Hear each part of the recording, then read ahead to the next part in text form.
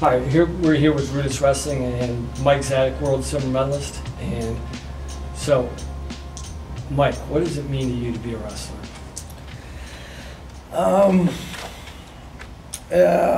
It means something along the lines of kind of a badge of courage, maybe, just along the presence of other wrestlers and what it teaches you and what it instills in you. So when you're done, it's something that you know has impacted your life. So it's important because it was my upbringing. Everything about the sport was how I was raised and shapes you as a person. So that's probably the biggest thing of what it means, just because it's a compliment to the rest of my life. So during your journey in wrestling, like for you, how did you define success in your mind? And what does success mean to you? From a young age, growing up through high school, I could just tell you, in high school it was to win the state championship, and it was to win Fargo. That was success to me. I got to college. All those things, that's what you looked at on a small scale, kind of small mentality thinking. And then you got to college, and I didn't win a national title in college, and I was supposed to, supposedly.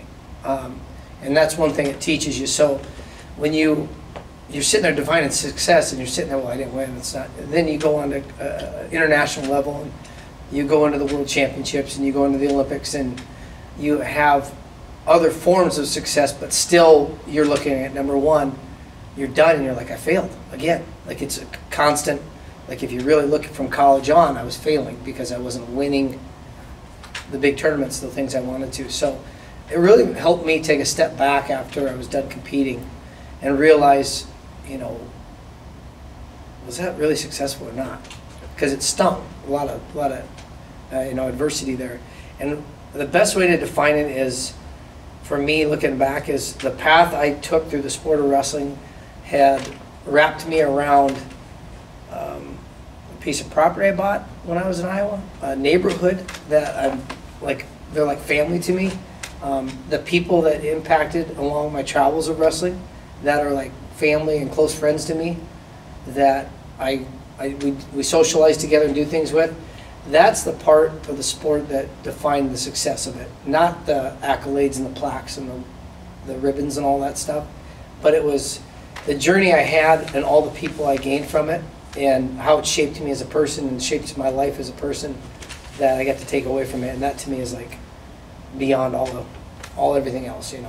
It's not the big money like the pro sports and all that. It was the family that was created from it, on top of my immediate family. So if there's one thing, and I'm sure that this is kind of probably a loaded question, like if you could, one takeaway, one of the most formative thing that wrestling really instilled in you, can you identify, like, out of all the things that wrestling has taught and meant to you, what's the most formative thing?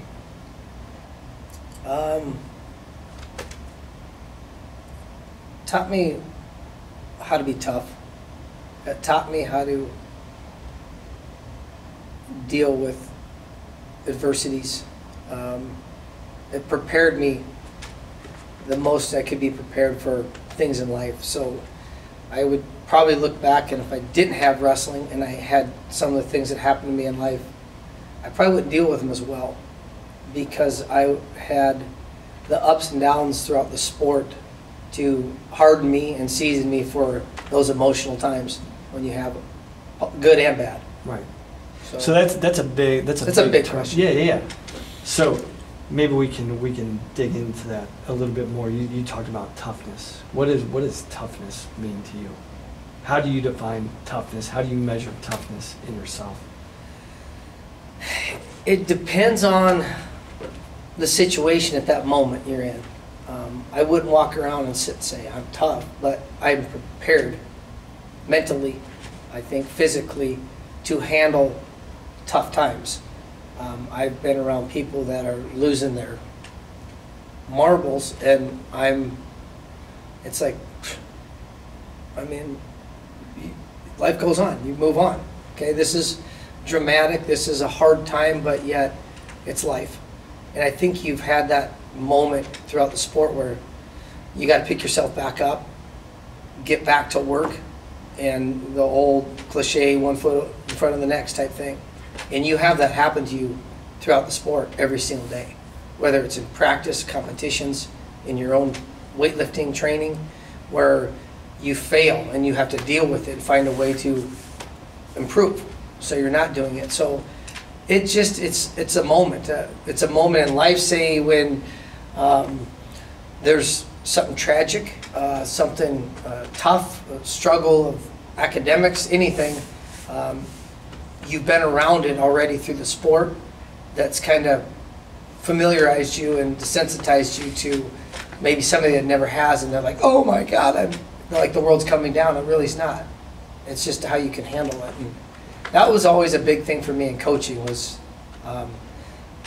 what I take as what's tough is different than this kid and what he thinks tough, and then when this person thinks is tough. So, I mean, I can go on, but the biggest thing I guess in an analogy is, you know, you come home from work. I'm not married, but if your wife comes home from work and she's like, oh, I just had the toughest day at work. What happened? Well, I did a lot of paperwork and this. You know what? It's tough, but I've told this to my athletes. You know, they had final exams and they have to get ready for competition and they have weight cutting and they have to still train at optimum level. That's tough for them, and it is tough. I understand it's tough, but what's tough when you define it is there's guys and men and women in our military right now, and I tell this to my athletes when I coach, is they're out in the battlefield and their guts are sitting on the field next to them, and they got a hand blown off, and they got one hand trying to tuck their stomach back into their body and hold it there, trying to shoot at an enemy that's shooting at them at the same time, and dragging themselves across the field to get to safety, to live another day, to go back and see their family. That is tough. What we're dealing with, you guys think is tough. It's a struggle maybe, but that's not tough. What that person's dealing with, and that's reality, that's tough. Yeah. So maybe don't come into practice or don't need to come home and say, God, I just had a tough day. Like, put it in perspective. Right, right. So when you started talking about coaching your athletes, you know, and this is another loaded question. We're trying to make these open-ended so you can define what it means to you. Okay. And that's why we want it to be open-ended. So it's like what you think when I say something is going to be different than somebody else. So Yeah. when you think of a coach, what is the role of a coach? And what is his purpose? To impact, to shape, and to create. So you impact athletes, you create an environment that is a loving, powerful environment that these athletes thrive in. You bring them along in stages of instilling toughness in them and what that means, and a hard work ethic, and coping with adversities, and when they can go through that emotional roller coaster and come out on the other end stable and thriving and independent, I think that's your job as a coach. The biggest would be that environment.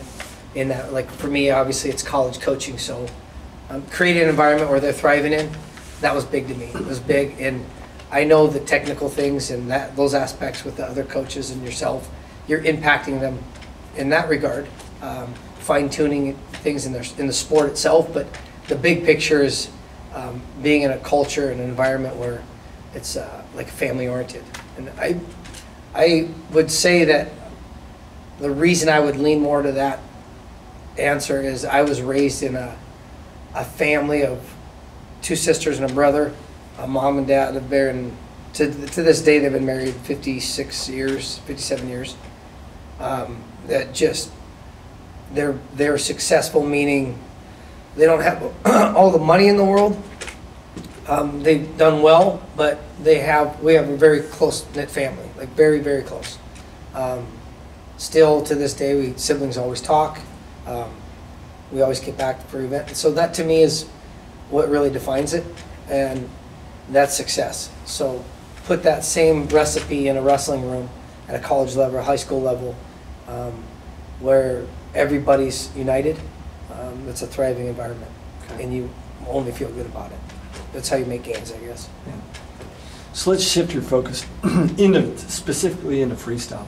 Like, how critical is freestyle? If you can tie that into your overall development as a wrestler, and talk about the importance of freestyle in the development, especially from a young age, and making yourself well versed in the sport. Is there something, that you could talk about with freestyle that you could communicate a message like, this is why you should jump into freestyle?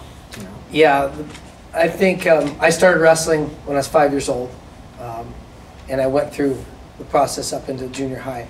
I never wrestled a folk style match ever. I started in freestyle and Greco. That's all we had as youth clubs in Montana growing up. And we wrestled freestyle and the kids wrestling and Greco. And up until 8th grade, I went to a junior high that had folk style wrestling. We had 6 matches on the year. But then that season's over, and then everything else again is freestyle and Greco, and then you have high school. So I grew up in the freestyle aspect of the sport, and my first goal at 5 years old was, well, here's wrestling, this is the best, and the best was an Olympic champion. Well, you can't be a folk style Olympic champion. You have to be a freestyle Olympic champion. It's the highest level of the sport. So if I wanted to be a great wrestler, I just look at it from the aspect of strive to be the best. I never was an Olympic champion, but I set my goals at the highest level, and I had a decent career chasing after that goal. If I set myself at a lower level, I'm probably going to come up short of that one, and it just was a standard less than the optimum. So I think with the sport of freestyle wrestling, it gives you an opportunity to develop year-round. In order to be great at it, you have to be committed to it. And folk style seasons they're great. It's all a form of wrestling, but they're from this month to this month. If you're in freestyle, you start here, and it's a never-ending circle. It's constant development in the sport of wrestling. And then eventually the highest level in order to gain, it's the Olympics, and that's freestyle wrestling. So if you want to be the greatest, not small-minded mentality like I want to be the state champ, but of course I want to be state champ, but then I want to be the regional champ, then I want to be the national champ, then I want to be the world champ, then I want to be the Olympic champ. You have to do those steps, and it's all through freestyle wrestling. So it's important from that perspective, just from a mind standpoint. As far as just locally, I think the sport of freestyle teaches you a lot. It teaches you to be a better folk styler than if you were a folk styler transitioning into freestyle, being a better freestyler. The discipline of finishes, the discipline of defense, overall is a finer cut than it would be in folk style. Okay. So when you're trying to get your guys, again, putting yourself in the role of a coach, when you're trying to get these guys to unlock their true potential, you see what it is and you see what they can do. What's been the biggest key for you to getting guys to have that freedom to compete at their best? That's the fun part for me.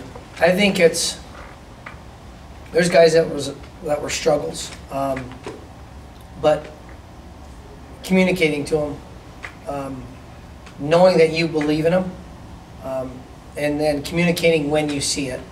So this is a question when you say that to me. Individuals that are in practice, I'm invested in them. I'm invested in a room of athletes, and a particular individual is doing what you know he's capable of doing in maybe a fraction of that practice, and you call him right then and there. See, boom, there it is, right there. See how you just did that? And you let them know how that is what's the difference of your style. When you can do that, okay, it was 30 seconds of it, and that's it. Now, incorporate that into a minute, and then 2 minutes, and then make it 7 minutes, and then just make that like the norm for you. Because that's the ability you have. Some kids, they're afraid to exert because they're afraid to get tired. But they have a pace that's just unmatchable. They have an athleticism that's unmatchable. But boy, is it a lot of energy. It's a lot of work. Well, they got to learn that it's not really, it's going to take effort. But once they're conditioned and they're seasoned at a high level, then they're used to it. So again, you're breaking down barriers for these athletes on, they think it's going to be really hard, which it is, but if you put them in an environment where they're not even realizing they're working hard, then they just can go out and do it. They transition into that style. That's how you really gain a lot of these kids. And there's like 5 athletes right now that just popped in my mind that I've coached over the years that broke down some barriers, some fears maybe, that really shine the light on their careers, and it changed the whole path. Again, this is another loaded question because you can probably point to 100 people along the way, but can you pinpoint the one person in the sport of wrestling who had the greatest influence on you and why? Yeah, I mean, it's pretty easy for me. It'd be my dad. It would be my brother. My dad, hands down. It just, I had a good thing going because I had a brother that was 5 years older than me that was just a world beater. So I got what he was doing right away, and I kind of had like this example along the way. My dad is a fanatic about wrestling right now. He, to this day, 78 years old, and he'd rather talk wrestling to anybody for hours and hours and hours. So him impacting Bill and I, my brother, with opportunities to go to the Olympic Games in 1984 in California when I was 5 years old, just to go to them, take us there, to let us see it.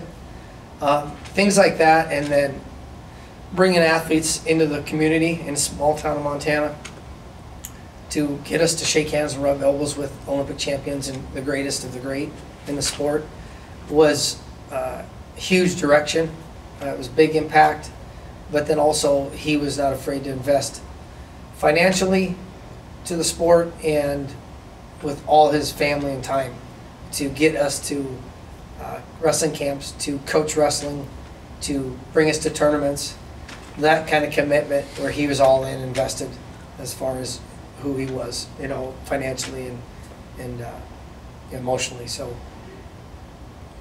he'd be the biggest. He'd be the biggest. My brother obviously would be right in there too. Right. So cool. Very good. What's our time looking like, Kina? It's on there. I think we're at 18 minutes right now. Okay, we should probably be getting Mike. He's probably going to start teaching here in a couple minutes. Let's see if we can get one more. Okay.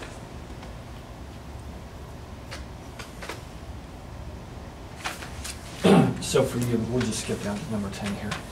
As a coach, what's the most rewarding thing for you? Comments, results. Results are very rewarding.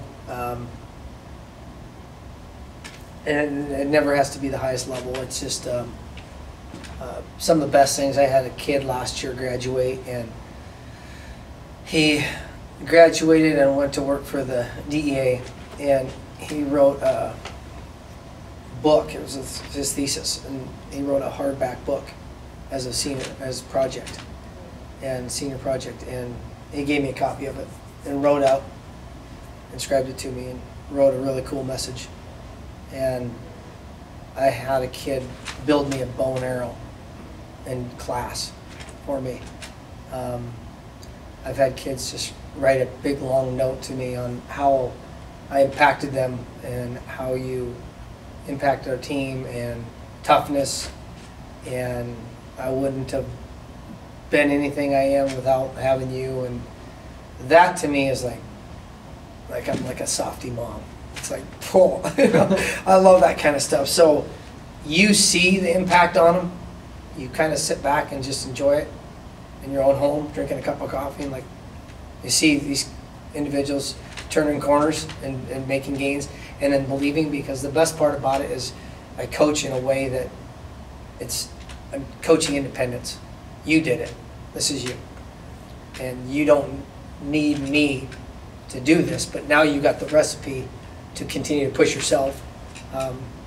but these kids all, they respond back, and, you know, being through the programs I've been through, I've gotten a lot of, you know, I'm no longer in these programs, so when I was separated, I got a lot of letters and things like that. That's rewarding as a coach, because you know you put your finger on them, so to speak. Yeah. And yeah, you want All-Americans, you want titles. Again, to me, it's not, at the end of it all, it's not about the ribbons and the plaques and the trophies. When you're doing what I'm talking about and impacting them, putting a finger on somebody, and really for the rest of their life, you know, that's when you're like, awesome, yeah, you're doing it right. Yeah.